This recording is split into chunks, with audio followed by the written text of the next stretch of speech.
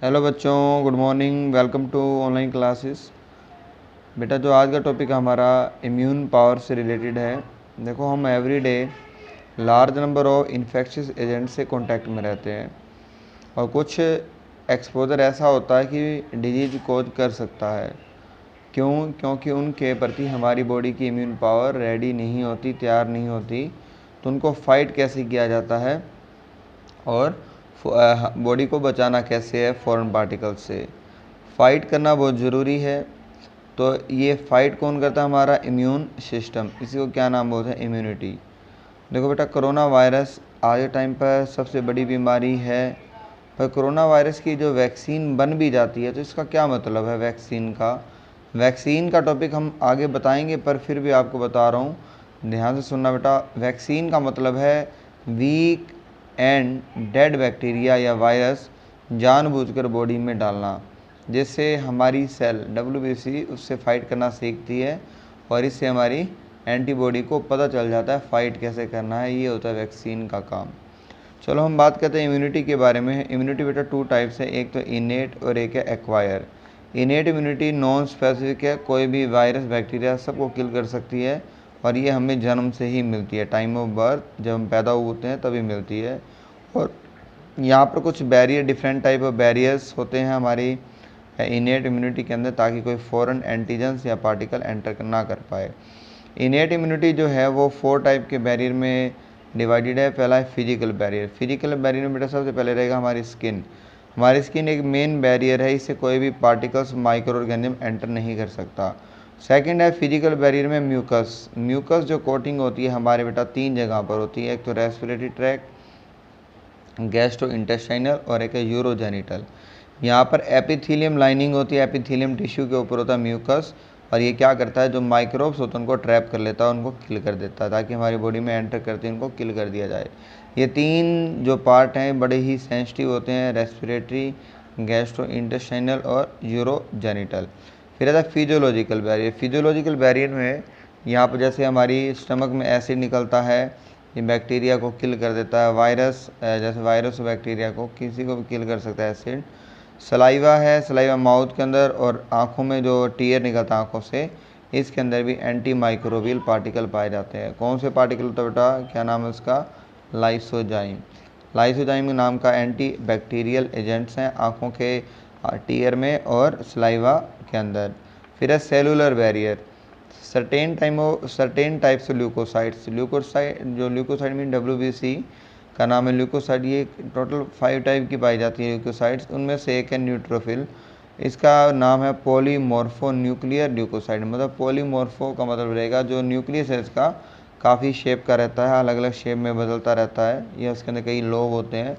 और दूसरी है यहाँ पर, एक तो है मोनोसाइट्स और एक है नेचुरल किलर। नेचुरल किलर में रहेगा एक टाइप ऑफ लिम्फोसाइट्स जो हमारे ब्लड में पाई जाती हैं, और एज वेल एज कुछ मैक्रोफेज इन टिश्यू, बड़े सेल्स होते हैं टिश्यू के अंदर जो फैगोसाइटोस का काम करते हैं। फैगोसाइटोस मतलब उनको किल करके इनगल्फ कर जाना, इन सब का काम है न्यूट्रोफिल, मोनोसाइट और natural killer cell as well as macrophages, और उनको किल कर देते हैं माइक्रोब्स को। अब उसके बाद 4th बैरियर बेटा साइटोकाइनिन इंपॉर्टेंट है। जब कोई वायरस इन्फेक्ट करता है सेल को, तो हमारी जो इन्फेक्टेड सेल से एक प्रोटीन निकलता है, उसका नाम है इंटरफेरॉन। क्या नाम है उसका? इंटरफेरॉन। ये वेरी वेरी इंपॉर्टेंट, पेपर में आता है। What is interferon? जब वायरस इन्फेक्टेड सेल एक प्रोटीन का बना हुआ केमिकल निकालती है, ताकि उससे हम बोलते हैं इंटरफेरॉन। ये क्यों निकालते हैं? तो कि जो इसके साथ वाली सेल्स है उसको बचाना है वायरल के इन्फेक्शन से, मीन्स नॉन इन्फेक्टेड सेल को वायरल इन्फेक्शन से बचाना है। उसके बाद आते हैं बेटा acquire immunity. Second immunity acquire immunity on the other hand ये पैथोजन स्पेसिफिक होती है। ये इसको करेक्टराइज बाय मेमोरी, मतलब ये एंटीबॉडी जो होती है हमारी बॉडी में उनको याद रखती हैं, भाई ये वाला कभी वायरस आया था। कहते हैं इसका मतलब है कि हमारी बॉडी जब किसी पैथोजन को फर्स्ट टाइम इनकाउंटर करती है, तो रिस्पॉन्स जो पैदा होता है उसको बोलते हैं प्राइमरी रिस्पॉन्स, और इस रिस्पॉन्स को हम नाम बोलते हैं लो इंटेंसिटी। मतलब इस टाइम तक हमारी जो सेल है, बॉडी की सेल, इतनी ज़्यादा उनको समझ नहीं आ पाती क्या हो रहा है, तो वो कम होकर, ताकि उस टाइम बीमारी लगने के चांस ज़्यादा रहते हैं। अब इसके बाद जो सब्सिक्वेंट इनकाउंटर होता है, दोबारा से अगर सेम पैथोजन का इनकाउंटर हो, उस टाइम तक हमारी जो एंटीबॉडी उनको समझ चुकी होती है, उनकी मेमोरी रहती है भाई ये आया था कभी, इनसे दोबारा से फाइट करनी पड़ रही है, तो इनको कैसे हराया जाए। तो उस वक्त एक सेकेंडरी या एनामनेस्टिक रिस्पॉन्स, मतलब ज़बरदस्त रिस्पॉन्स और उसकी इंटेंसिटी बहुत ज़्यादा हाई होती है, उससे लड़ने के लिए वो एंटीबॉडी चल पड़ती हैं। ये जो सारी है हमारी सेल की मेमोरी के ऊपर डिपेंड करेगा। जो मेमोरी फर्स्ट इनकाउंटर में बनी थी वो सेकंड इनकाउंटर में काम आ जाती है। अब प्राइमरी और सेकेंडरी जो इम्यून रिस्पॉन्स जो होता है, प्राइमरी और सेकेंडरी इम्यून रिस्पॉन्स, ये दो टाइप की सेल के द्वारा कैरिड आउट होता है। एक होता है लिम्फोसाइट बी लिम्फोसाइट, और एक होता है बेटा टी लिम्फोसाइट। जो बी लिम्फोसाइट है ये क्या काम करती है बेटा, आरएनए और प्रोटीन बनाती है, जिसका नाम है एंटीबॉडी। ये एंटीबॉडी का डायग्राम है, आप देखो दो हैवी चेन है, ये वाली दो लाइट चेन है, छोटी चेन लाइट चेन दो और दो हैवी चेन है, और लाइट और हैवी के बीच में एक एंटीजन बाइंडिंग साइट भी होती है, ताकि कोई पार्टिकल यहाँ पर इसको पकड़कर उसको मारा जा सके। आप देख सकते हो इसके बीच में बेटा सल्फ़र की लिंकेज है, सल्फ़र दो बार सल्फ़र है, तो इस सल्फ़र को लिंकेज को हम क्या नाम होता है, disulphide, that equal disulphide linkage है। और ये सल्फ़र हमें कहाँ से मिलता है, ज़्यादातर हमें अनियन खाने से, गार्लिक खाने से, आलमंड खाने से, इनमें सल्फ़र होता है बेटा। अगर सल्फ़र खाओगे तो एंटीबॉडी बनेगी, एंटीबॉडी मीन्स आपकी इम्यून पावर बढ़ेगी। तो हमें प्याज भी खाने चाहिए, लहसुन भी या गार्लिक हमें खाते रहना चाहिए, ताकि हमारी इम्यून पावर बढ़ सके।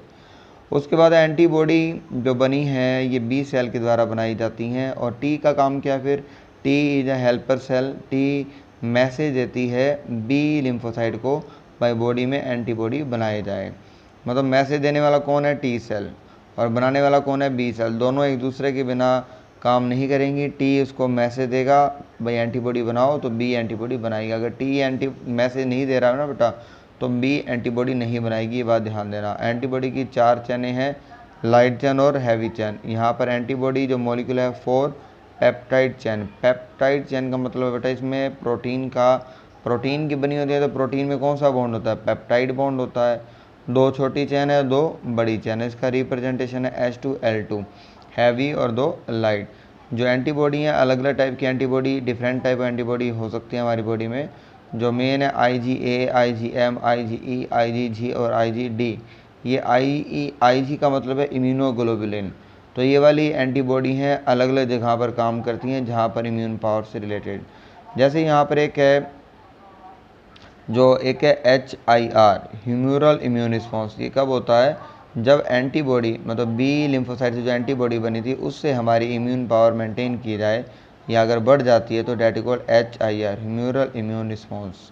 तो यहाँ पर 2 types of our acquired immune response है, जैसे एंटीबॉडी मेडिएटेड, और सेकेंड इम्यून रिस्पॉन्स होता है CMI सेल मेडिएटेड इम्यूनिटी। इसमें टी लिम्फोसाइट्स इस CMI को मेडिएट करता है, मतलब इसको कंट्रोल करता है। ये कब करता है, जब कोई ऑर्गन ट्रांसप्लांट करवाया जाता है, जैसे हार्ट, किडनी, लीवर, तो ये ऑर्गन कई बार फेल हो जाते हैं, क्योंकि ये टी लिम्फोसाइट जो हैं उस ऑर्गन के अगेंस्ट काम करना शुरू कर देते हैं, ताकि उनको लगता है कि हमारी बॉडी का अंग है ही नहीं, इसके अगेंस्ट हो जाओ। तो उस टाइम जो इम्यून पावर बढ़ती है कौन सी, CMI। तो ज़्यादातर जब ऑर्गन ट्रांसप्लांटेशन करवाने के बाद डॉक्टर इस CMI इम्यून पावर को घटाने के लिए एक दवाइयाँ देते हैं, उसका दवाइयों का नाम होता है इम्यूनोसुप्रेसेंट। इम्यूनोसुप्रेसेंट मीन्स आपकी इम्यून पावर को कम किया जाना है, ताकि कोई भी टी सेल हमारी सेल को अटैक ना करे, और साथ में जो हमने ऑर्गन किसी ने ट्रांसप्लांट करवाया है उसको ऑर्गन ख़राब ना हो। तो इसलिए ये CMI और HIR मेन रोल प्ले करती हैं, पर HIR हमारी बॉडी में रेगुलर रहती है, पर CMI सिर्फ ट्रांसप्लांटेशन के दौरान ही एक्टिव रहती है। ठीक है बेटा, इम्यूनिटी का टॉपिक यहाँ पर आपका कंप्लीट हुआ, यहाँ तक ये आप कर लेना। ठीक है बेटा, और मंडे को यहाँ तक आपका टेस्ट भी रहेगा। ठीक है, अब ये ग्राफ्ट का मतलब ऑर्गन ही होता है, ध्यान देना। अगर CMI अगर ज़्यादा हो जाती है तो ग्राफ्ट रिजेक्शन होने के भी चांस ज़्यादा बढ़ जाते हैं। तो ओके बच्चों, यहाँ तक आप कर लेना, मंडे को इसका यहाँ तक का टेस्ट होगा।